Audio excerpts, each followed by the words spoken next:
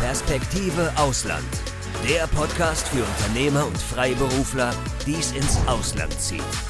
Egal ob Steuerplanung, Auslandsfirmengründung oder Lifestyle-Fragen. Hier geht's jede Woche zur Sache. Und hier sind deine Gastgeber, Daniel Taborek und Sebastian Sauerborn. So, dann haben wir heute einen Gast wieder bei uns, den Stefan Fabro. Stefan, freut mich, dass du wieder bei uns bist. Und wir hatten ja vor einiger Zeit schon mal über das Leben und Arbeiten in Thailand gesprochen. Heute machen wir ein Update-Video, weil es gibt was Neues. Und zwar sprechen wir heute mal über das neue Visa für einen Langzeitaufenthalt, das sogenannte LTR, Long Time Residence. Und Thailand hat ja großspurig verkündet, wir wollen mit diesem neuen Visum in 5 Jahren 1 Million wohlhabende und talentierte Ausländer nach Thailand holen. Korrekt. Ja, also wir sind gespannt, von dir mal zu hören. Du wohnst ja dort, du lebst ja dort, kennst dich bestens aus. Also was hat es damit auf sich mit dem LTR? Welche Voraussetzungen muss man erfüllen? Wie funktioniert das Ganze? Und wie sieht es auch in Relation zu den anderen Visa-Arten aus, die man ja auch immer noch beantragen kann? Ja, vielleicht ganz kurz für die Zuschauer und Zuhörer, die dann doch das erste Mal heute dabei sind, bekommst du noch mal ganz kurz die Bühne. Stell dich noch mal ganz kurz unseren Zuschauern und Zuhörern vor. Bitte. Super, das hatte ich auch vor. Danke, Daniel. Also für alle, die mich noch nicht kennen, mein Name ist Stefan Fabro. Ich lebe in Pattaya in Thailand seit etwas mehr als 4 Jahren und bin Eigentümer der FS Consulting Company Limited hier in Pattaya. Wir sind zuständig für diverse Visa-Fragen, für Auswanderungen, Bankkonto eröffnen für Ausländer etc. Also alles, was für den Ausländer in Thailand notwendig ist. Also die Frage ist auch, Stefan, was machst du? Und ich sage immer, alles, was mit Deutsch-Thai zu tun hat. Also diese Tätigkeit hier haben wir in Pattaya schon seit etwas mehr als 2 Jahren am Markt. Und ich war vor einem Jahr auch schon bei euch eingeladen zum etwas längeren Interview. Und heute möchte ich euch das seit 1.9.2022 eingeführte LTR Long-Term Resident Visa etwas näher bringen. Und wir wollen da gemeinsam sehen, was es mit dem Ganzen auf sich hat. Ja, klasse. Also fangen wir nochmal an. Vielleicht damit, also erstmal, was bietet dieses Visa? Und dann können wir vielleicht danach drauf eingehen, was muss ich bieten, wenn ich es beantragen kann. Also was bringt das Visum? Was hat es letztendlich auf sich mit diesem LTR? Also da haben wir schon von den Zielen kurz gesprochen haben. Also Ziele sind immer gut, wenn sie ambitioniert sind. Aber das Ziel von Thailand, wie du gesagt hast, in den nächsten 5 Jahren 1 Million wohlhabende und hochqualifizierte ausländische Residenten anzulocken. Was wären Ziele, wenn sie nicht hochgesteckt wären? So, also was bietet dieses Visa? Das Visa bietet in erster Linie mal einen 10 Jahre Aufenthalt, auf 5 plus 5 Jahre runtergebrochen, und mit vielen steuerlichen, aber auch nicht steuerlichen Vorteilen, um das Leben und Arbeiten für hochqualifizierte Ausländer in Thailand attraktiver und auch einfacher zu machen. Also Thailand möchte sich damit wirklich in Südostasien als attraktive Location für professionelles Work from Home, Work from Anywhere präsentieren und damit auch sein Wirtschaftswachstum dementsprechend erhöhen. Ja, klingt doch gut. Also nochmal jetzt um die Details, darauf kommt es ja mal an. Also du sagst 2 mal 5 Jahre, das heißt, man bekommt, wenn man es beantragt, 1 mal 5 Jahre. Korrekt. Und dann muss ich das nochmal verlängern und bekomme nochmal 5 Jahre. Korrekt. Nach den 5 Jahren wird eine Verlängerung anstehen, noch 5 weitere Jahre. Zum heutigen Zeitpunkt gibt es da noch keine exakten Details, wie die Verlängerung genau stattfinden soll. Angeblich, was durchgekommen ist, soll die Verlängerung nur Formsache dann sein. Ich kann mir vorstellen, dass dann einfach der aktuelle Arbeitgeber nochmal kurz die Tätigkeiten Revue passieren lassen wurde in den letzten 5 Jahren gemacht, wurde das Visa auch dafür verwendet, was ausgestellt wurde. Also meines Wissensstandes nach sollte das nur eine Formsache danach nach 5 Jahren sein. Okay. So, jetzt, also einerseits bietet es also einen langfristigen Aufenthalt, deswegen heißt es auch Long-Term Residence, 2 mal 5 Jahre, aber du hast kurz erwähnt, es bietet steuerliche Vorteile. Wie kann ich mir das genau vorstellen? Das kannst du dir ungefähr so vorstellen, also für die LTA-Visa-Inhaber, da wird es eine reduzierte Einkommensteuer geben für die hochqualifizierten Arbeitnehmer, und zwar ist die gedeckelt auf 17%. Das ist schon mal international ein sehr guter Wert, was die Einkommensteuer anbetrifft. Wie gesagt, jetzt 10 Jahre Aufenthalt, was ja in Thailand ist nicht einfach mit den Visa-Regeln aufenthalten, was für Thailand ja eine enorm lange Zeit ist und enorme Sicherheiten auch bietet. Für mich persönlich wäre einer der wichtigsten Punkte der, dass die in Thailand altbekannte Pflicht aufgehoben wird für LTR-Visa-Inhaber, 4 Thais für einen Ausländer einzustellen. Und das ist meines Erachtens der größte Vorteil und ein gewaltiger Meilenstein, was dieses Visum wirklich eigentlich zum sehr speziellen Visum in Thailand macht. Kann ich denn jetzt mit dem Visum aber auch in Thailand wohnen, aber ausländische Einkommen beziehen? Das heißt, überhaupt nicht im Land arbeiten? Natürlich, das ist möglich. Also es gibt da grundsätzlich 4 Kategorien, die das Visum ansprechen soll. 2 davon sind auch für Leute oder für Bürger gedacht, welche jetzt nicht in Thailand arbeiten wollen, und 2 davon sind wirklich für die Arbeiter ausgelegt. Gehen wir vielleicht mal ganz kurz diese 4 Kategorien durch. Fang doch einfach mal an. Sehr gerne, sehr gerne. Also in erster Linie will Thailand da die sogenannten wohlhabenden Bürger ansprechen. Und bei wohlhabenden Bürgern spricht Thailand von Bürgern, die mindestens 1 Million US-Dollar an Vermögen halten.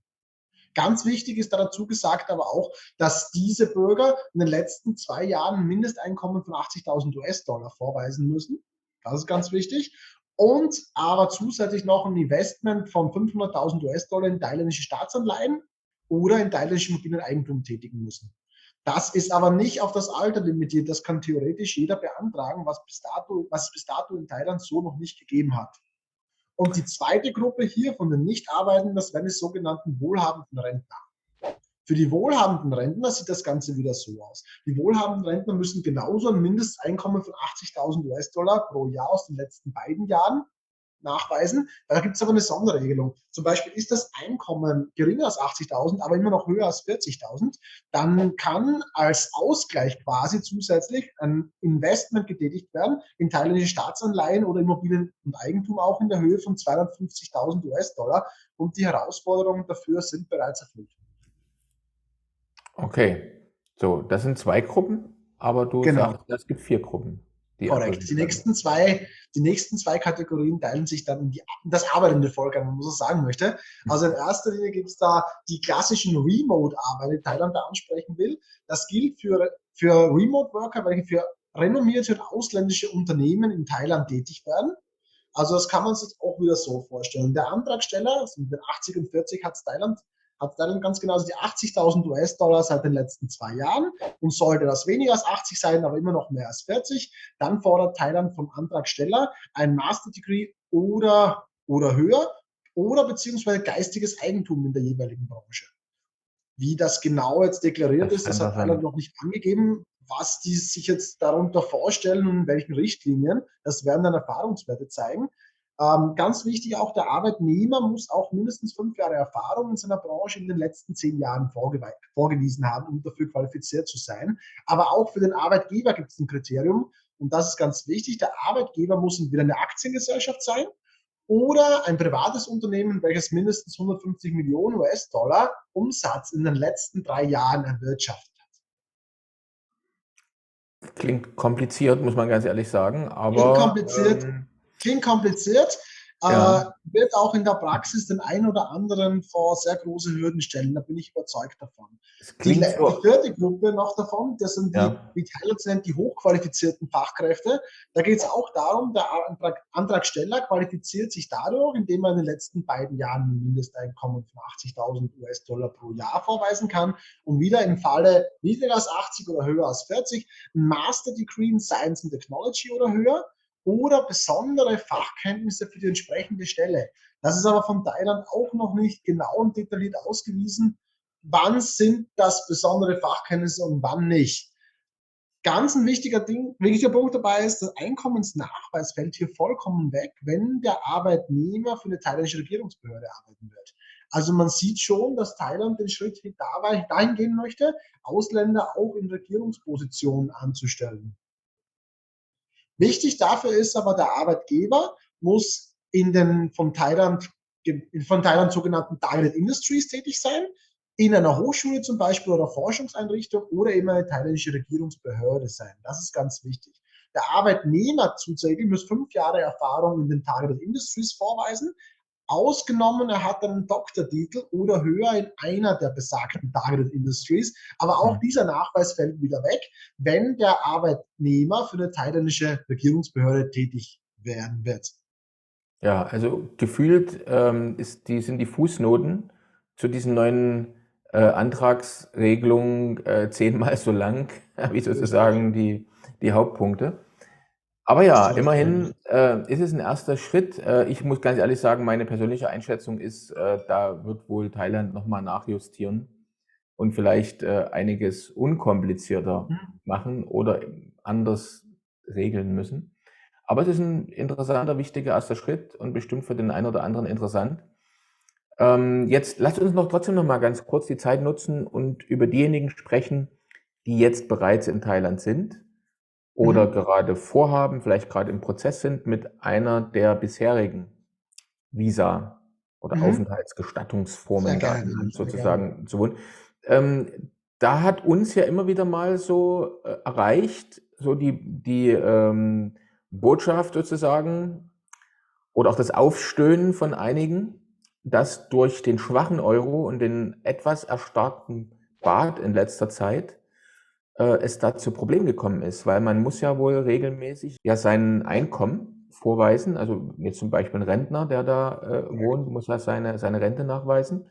Und wenn die bisher gut gereicht hat, könnte es dann aber sein, dass jetzt durch den Kurs das Einkommen nicht mehr nachgewiesen werden kann. Und was passiert in dem Fall dann? Also stellen wir uns jemanden vor, der hat vielleicht schon 15 oder 15 Jahre im Land gewohnt und jetzt plötzlich kommt er an den Punkt, dass durch Kursänderung, durch den schwachen Euro, weil er seine Rente in Euro zum Beispiel bekommt oder sein Einkommen in Euro bezieht, dass das nicht mehr reicht. Also gibt es diese Fälle? Ist das wirklich so? Und wenn ja, wie geht es dann weiter?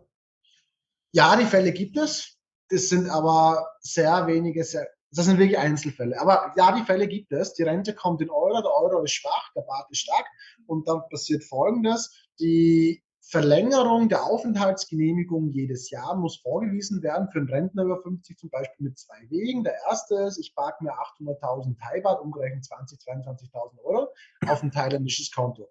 Der zweite Weg ist, ich kann mein Renteneinkommen oder mein Einkommen aus Mieten etc., was auch immer, kann ich beglaubigen lassen vom Konsulat, von der Botschaft und kann mit dem auch eine Verlängerung, Aufenthaltsgenehmigung, Verlängerung für ein Jahr, eine sogenannte Extension of Stay erwirken, müssen natürlich an den Baht gekoppelt. Also 65.000 Baht im Monat. Das sind so in etwa 1.600, 1.700 Euro, je nach dem Kurs. Und wie du richtig sagst, Daniel, wenn der die 800.000 jetzt nicht auf dem Konto geparkt hat, und von seiner monatlichen Rente die Extension of Stay natürlich dann erwirken muss und dann fällt der Kurs gerade so drunter, dass er die 65.000 nicht mehr hat, dann wird ihm die zuständige Immigration-Behörde die Extension of Stay für ein weiteres Jahr nicht genehmigen. Das ist korrekt. Die Fälle gibt es und man kann da in Ausnahmefällen weiterhelfen. Da gibt es die Variante, dass zum Beispiel Immigration auch teilweise akzeptiert, Renteneingänge in Kombination mit Geld auf dem Konto. Oder es gibt auch noch andere Varianten, wie man den jeweiligen Antragsteller dann vor Ort unterstützen kann. Also es gibt Möglichkeiten, das zu umgehen, beziehungsweise da zu unterstützen. Aber ja, es gibt die Fälle und wenn das eintrifft und die Gegebenheiten, die Voraussetzungen für die jährliche Extension of Stay nicht gegeben sind, dann muss man Thailand am letzten Tag der Aufenthaltsgenehmigung verlassen. Punkt. Ja, das könnte für den einen oder anderen dann doch hart sein. Also gibt es auch keine Alternative, dass man dann von mir aus, so wie das in einigen anderen Ländern ist, man reist mal einen Tag aus und reist wieder ein oder irgend so verschiedene andere Die Variante gibt es. Also ich kann ausreisen und bekomme mal wieder Einreise, dann zum Beispiel ein Visa-Exempt. Also es ist jetzt nicht so, dass ich rausgehe und die Thailand schmeißt mir die Tür zu. Das ist es nicht. Ne? Also ich bin draußen, ich kann da noch mal rein, so quasi als Tourist. Ich habe dann noch Zeit, meine Angelegenheiten zu erledigen in Thailand. Aber die Verlängerung auf die Aufenthaltsgenehmigung auf ein weiteres Jahr, dafür muss ich die Voraussetzungen erfüllen und die wird dann nicht gegeben. Also ich reise aus, dann verfällt natürlich mein Visastatus, dann reise ich wieder als Tourist quasi mit einer Visabefreiung ein.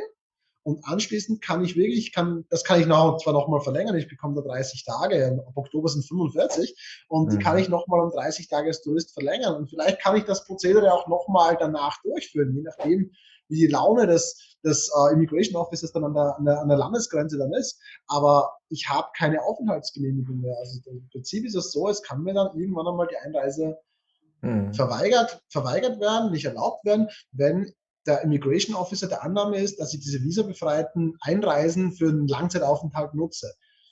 Und wenn da die Gegebenheiten für eine Extension of Stay auf ein Jahr nicht gegeben sind, auf Basis von Retirement, dann wird dieses Visum auch nicht verlängert. Wie gesagt, man kann helfen, also wir auch im Büro, wir können da Unterstützung, wir können da mit der Immigration den Kontakt suchen, also wir können da aktiv unterstützen. Aber die Voraussetzungen müssen am Ende des Tages dann gegeben sein. Und meines Erachtens, wenn man in Thailand sein Leben aufbaut, nur auf das Renteneinkommen, das man in Euro bezieht, dann sollte man sich vielleicht wirklich überlegen, ob Thailand das richtige Land ist für sich als Auswanderer. Es gibt weitaus andere Länder in Südostasien, die einfachere Anforderungen für Aufenthalte stellen. Welche würdest du da zum Beispiel jetzt nennen? Zum Beispiel kann ich da die Philippinen nennen. Die Philippinen nicht, also ich weiß die Details in den Philippinen nicht, da ich bin ein Thailand-Profi, nicht ein Philippinen-Profi, aber ich habe vom Hörensagen entnommen, dass dort Aufenthaltsgenehmigungen leichter und einfacher zu erwirken sind und auch mit Touristenvisa längere Aufenthalte möglich sind. Sollte auch so in Kambodscha sein, aber wie gesagt, das bitte nicht. Mich da nicht anhaken, ich bin der Thailand-Profi. Ja. Wir werden dir keine Mandanten weiterleiten. Da bin ich froh. Da gibt es andere Profis dafür. Genau, jetzt vielleicht noch mal eine Frage. Wir haben ja jetzt vor einem Jahr gesprochen und jetzt sind einfach 12 Monate wieder vorbei. Wie ist es denn jetzt so nach 12 Monaten, wenn du da so zurückschaust, immer noch Nachwirkungen vielleicht der Pandemie, diese ganzen Corona-Zeit und jetzt natürlich auch wieder seit dem Frühjahr haben wir den Ukraine-Krieg.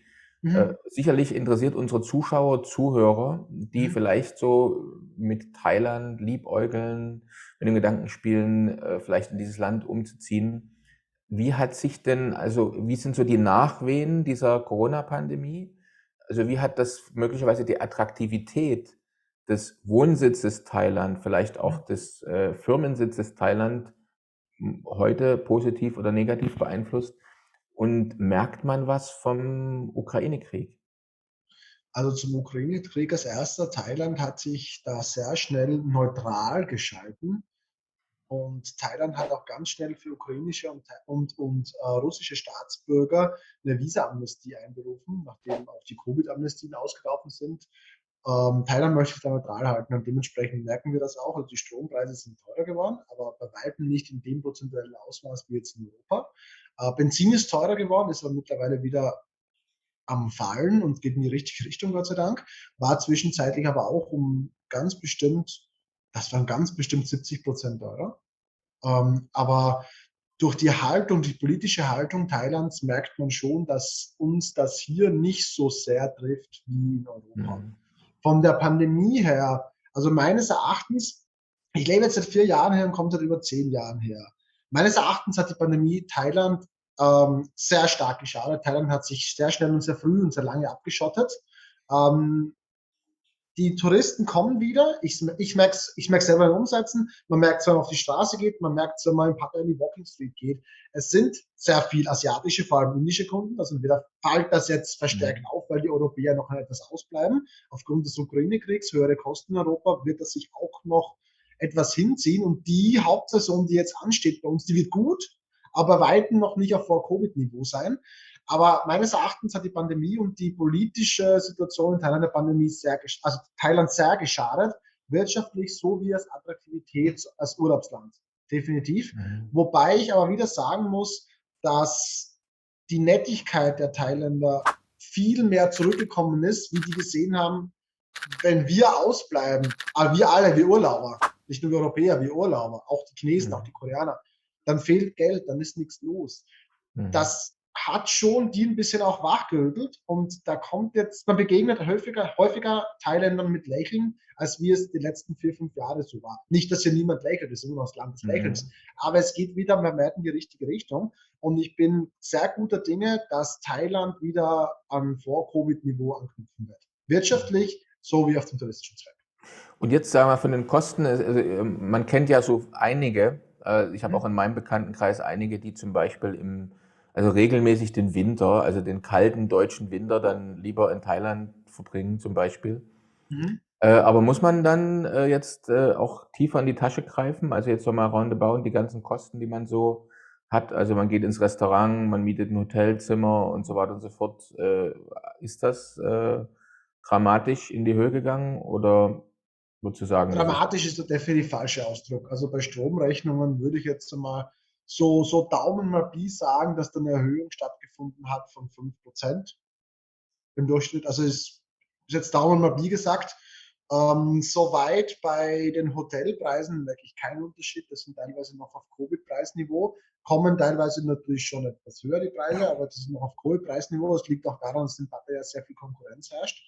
Also Covid-Preisniveau, muss ich mal kurz nachfragen, Covid-Preisniveau, waren da die Preise niedriger als normal? Niedriger, korrekt, Verzeihung, okay. hätte ich dazu sagen können. Ja, korrekt, richtig, die Preise waren niedrig, die Preise waren extrem niedrig, was das anbelangt.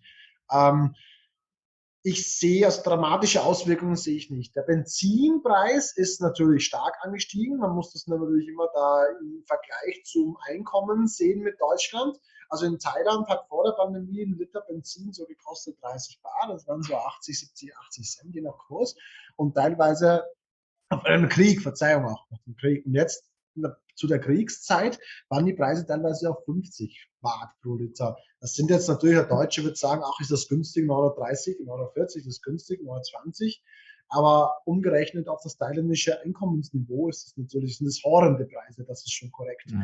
Vergleich jetzt für den Europäer, der überwintert in Thailand, ist das nach wie vor, es ist teurer geworden dadurch, aber nach wie vor noch ein interessantes und vor allem preiswertes Urlaubs- und Auswanderungs- und Überwinterungsland, definitiv. Gut, das auch nochmal bestätigt zu bekommen, ja. Dann, auch wenn es ein Update-Video ist, trotzdem am Ende nochmal die Frage und die Möglichkeit für dich, unseren Zuschauern und Zuhörern zu sagen, wenn jemand jetzt Fragen hat zu dem neuen Visum, aber vielleicht auch zu anderen Themen rund um Auswanderung, Business-Aufenthalt in Thailand, wie erreicht man dich am besten? Am einfachsten erreicht man mich direkt über meine Facebook-Seite und die Facebook-Seite unseres Unternehmens, FS Consulting Company Limited. Da sind wir immer online und antworten so schnell wie möglich. Des Weiteren auch per E-Mail unter office@fsconsultings.com. Da kommt die E-Mail direkt bei mir raus und wird auch von mir bearbeitet. Ansonsten über WhatsApp, über alle gängigen Kommunikationswege sind wir bzw. bin ich erreichbar.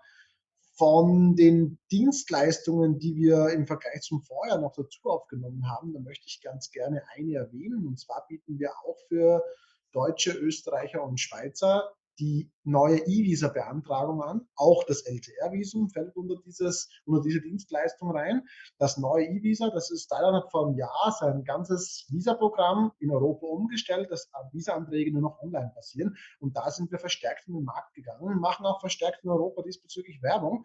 Und wenn da jemand Probleme hat, wenn da jemand sich unsicher ist, leider ist das Programm noch in den Kinderschuhen, und hat sehr viele potenzielle Fehlerquellen. Und wenn das abgelehnt wird beim Visum von 175 € Visakosten, da ist es einfach schade, diesen nochmal zu bezahlen.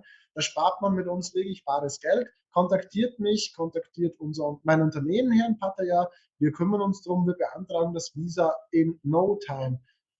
Prompt und zuverlässig. Wir haben da alle Visa-Arten schon beantragt. Also wenn es um das neue E-Visum geht, auch von Deutschland, Österreich, Schweiz aus, setzt euch mit mir in Verbindung. Wir beantragen das und kümmern uns um die gesamte Abwicklung, auch mit Konsulat und Botschaft. Klasse. Ja, also dann vielen herzlichen Dank für deine Zeit heute und für die Informationen. Sind wir gespannt, wann wir das nächste Update-Video über Thailand dann aufnehmen können. Sehr gerne. Daniel, ich bedanke mich auch für die Einladung. Es war wieder ein tolles Gespräch, hat mich sehr gefreut. Und selbstverständlich für ein Update-Video stehe ich euch gerne wieder zur Verfügung. Okay, dann ciao. Super, ciao, servus. Bis zur nächsten Folge von Perspektive Ausland, der Podcast für alle Unternehmer, die es ins Ausland ziehen. Übrigens, wenn ihr keins unserer interessanten Videos mehr verpassen wollt, dann klickt doch jetzt gleich auf den Abonnieren-Button und auf die Glocke. Auch über Kommentare, Fragen oder einen Daumen hoch freuen wir uns sehr.